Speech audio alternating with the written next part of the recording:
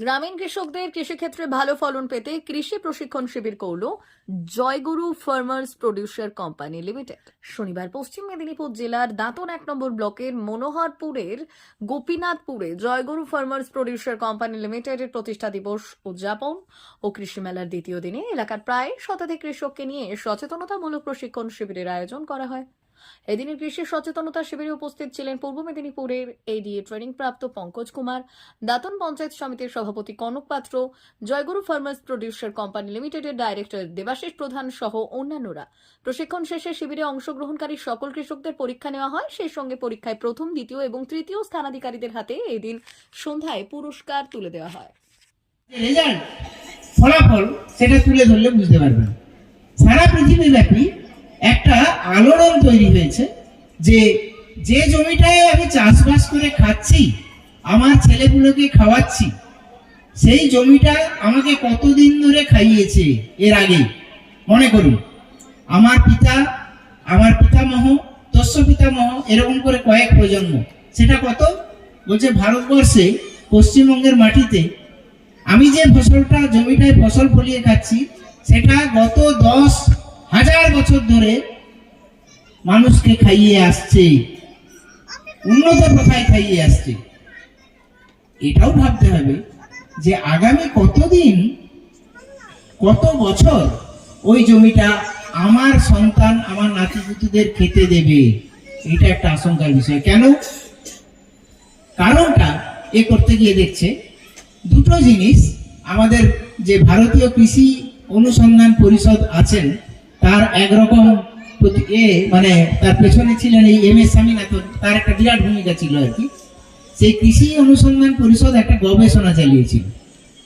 সেই গবেষণাটা এরকম যে ভারতবর্ষ যখন স্বাধীন হয় 1950 সালে, তখন আমরা যে ফসল উৎপাদন করতাম, ধান হোক, ফল হোক, যাই হোক, তার গুণমান কেমন ছিল, অর্থাৎ খাদ্যগুণ কেমন ছিল। আর এই 2025-26 সালে দাঁড়িয়ে যে খাদ্য ফসলটা উৎপাদন করছি আমার খাওয়ার জন্য, তার গুণমান কি, এই দুটোর তফাৎ খোঁজার চেষ্টা করছিল। সেখানে ক্লিয়ার পিকচার একটা দেখা গেল যে তখন যদি 100 খাদ্যগুণ থাকে, কখন 1950 সালে স্বাধীনতার সময়টা, সেটা 2025 সালে গিয়ে তার গুণমান নেমে গেছে 50-এ। আগে যেটা 100 গুণ খাবার পেতাম, সেটা এখন 50 ভাগ নেমে গেছে, নেই খাবার। দেখুন, নিজে দেখে, নিজে রেগুলার মাঠে যান, নিজে দেখুন, নিজে দেখে সিদ্ধান্ত নেবেন। ওই কোম্পানির গাড়ি এসে ঘুরে গেল বলে ওষুধ দিতে হবে, এইটা যেন না হয়।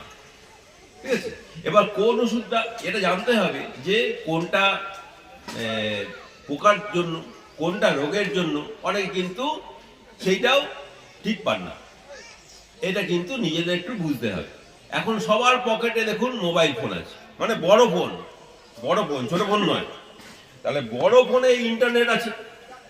এখন ওই মোবাইলের দোকানগুলোয় বলে নাকি নেট প্যাকটা বেশি বিক্রি হয় টক টাইমের থেকে। মানে সারাদিন লোক হাতে ঘষে ঘষে ছাল উঠে যাচ্ছে, বুঝলেন? তাহলে সেইখানে কিন্তু দেখা যাচ্ছে বেশিরভাগ কেউ চাষের কথা দেখেনি। চাষের পয়সায় নেট প্যাকটা ভরেছে, চাষের খবর দেখেনি, অন্যান্য কিছু দেখছে, সব কিছু দেখে ফেলেছে। এইটা বললে হবে না। তাহলে গাছে যখন আমার পোকা লাগছে, তাহলে যেই ওষুধটা কিনবো মোবাইলে ওটাও একটু দেখে নিতে হবে। চাষের পয়সায় নেট প্যাক ভরেছি তো, তাহলে চাষের খবরটাও দেখে নিতে হবে। যে আমি দোকানদার, ধরুন দেবাশিস বাবুর কাছে এলেন, উনি একটা পরামর্শ দিলেন, বা আমার কাছে এলেন, সেইটাকে আবার একটু দেখে নেবেন। মোবাইল যে সবসময় ঠিক বলছে তা আমি তা বলছি না, কিন্তু মোবাইলের সঙ্গে আমার যার কাছে গেলাম সে কি বললে একটু মিলিয়ে নিতে পারি। কি, মোবাইলটা তো আছেই হাতের সামনে, এটা একটু দেখে নিতে হবে। কারণ অনেক সময় আমরা রোগ হয়েছে পোকার ওষুধ দিচ্ছি, পোকা হয়েছে রোগের ওষুধ দিচ্ছি, কিছু বুঝতে পারছি না, 5টা মিশিয়ে একসঙ্গে দিয়ে দিচ্ছি। এটা হয়তো, এটা যেন না হয়।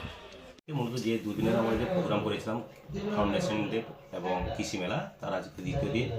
এবং যেহেতু আমরা ভারতবর্ষ কৃষি প্রধান দেশ এবং আমাদের কৃষির জনক হচ্ছে MS স্বামীনাথন, এই জন্য তিনারই নামে আজকে আমরা মঞ্চটা করেছিলাম। এবং আমাদের পূর্ব মেদিনীপুর থেকে আধিকারিক এসেছিলেন পঙ্কজ কুমার ওঝা মহোদয়, এবং আমাদের জেলা থেকেও এসেছিলেন পোদ্দার সাহেব এসেছিলেন, এবং সভাপতি সাহেব আজকে এসেছিলেন। আমার এখানে একটা গর্বিত যে গতকাল এসেছিলেন এবং আজকেও এসেছেন কৃষি বিষয়কে নিয়ে, এবং আমাদের কৃষি কর্মযজ্ঞ ছিলেন, এবং মূলত আজকে হচ্ছে কৃষি নিয়ে আলোচনা।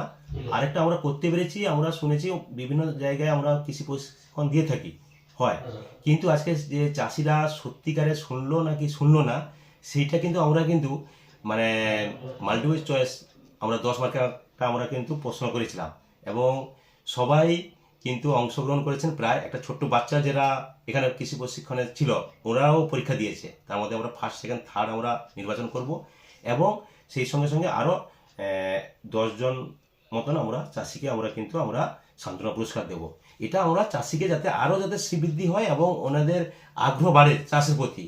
এবং সেখানে আরেকটা কথা বলবো কি, একজন সার্ভিস হোল্ডার আপনি কী করেন না, আমি শিক্ষক, একজনকে ডাক্তারকে যদি বলি গিয়ে আমি ডাক্তার, কিন্তু যদি একজন কৃষককে প্রকৃত কৃষককে জিজ্ঞাসা করে ঠিক না আমি বেকার, কিন্তু সেটা নয়। আমাদের আজকে থিম আছে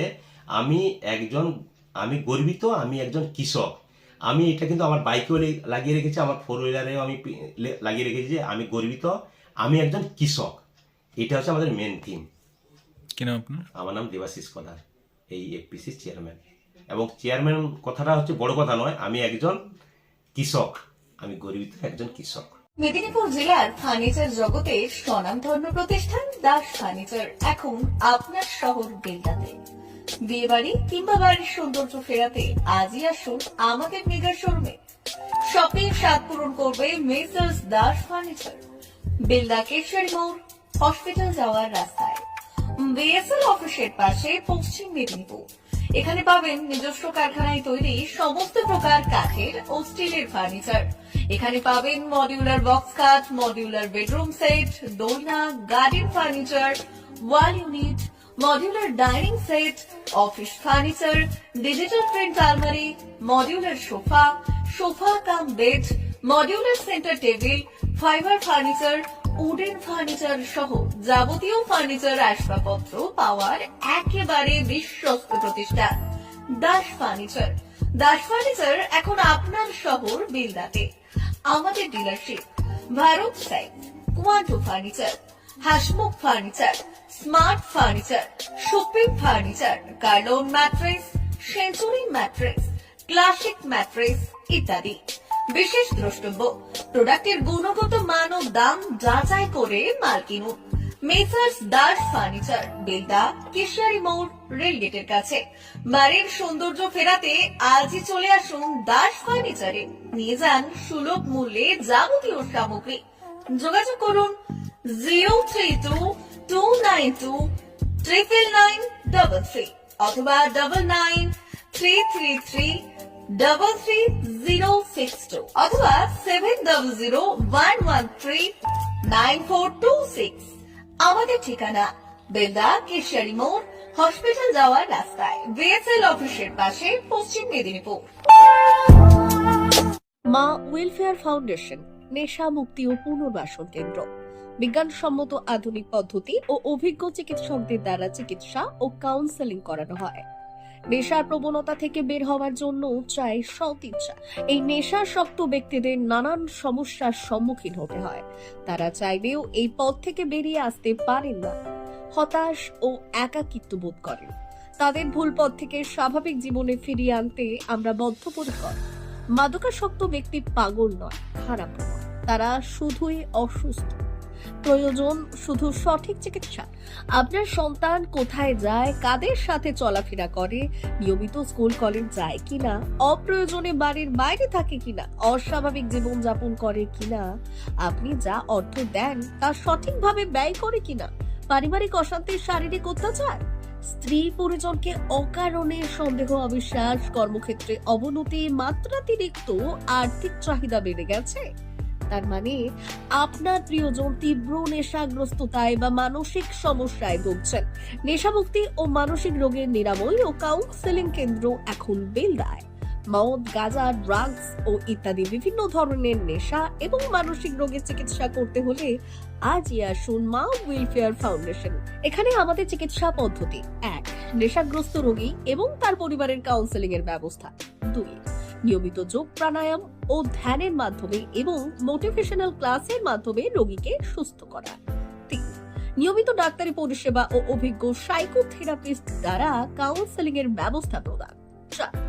প্রত্যেক রোগীর নিজস্ব শারীরিক এবং সামাজিক বৈশিষ্ট্য অনুযায়ী পৃথক পৃথক কাউন্সেলিং এর ব্যবস্থা, অভিজ্ঞ পরামর্শদাতার পরামর্শ প্রদানের ব্যবস্থা।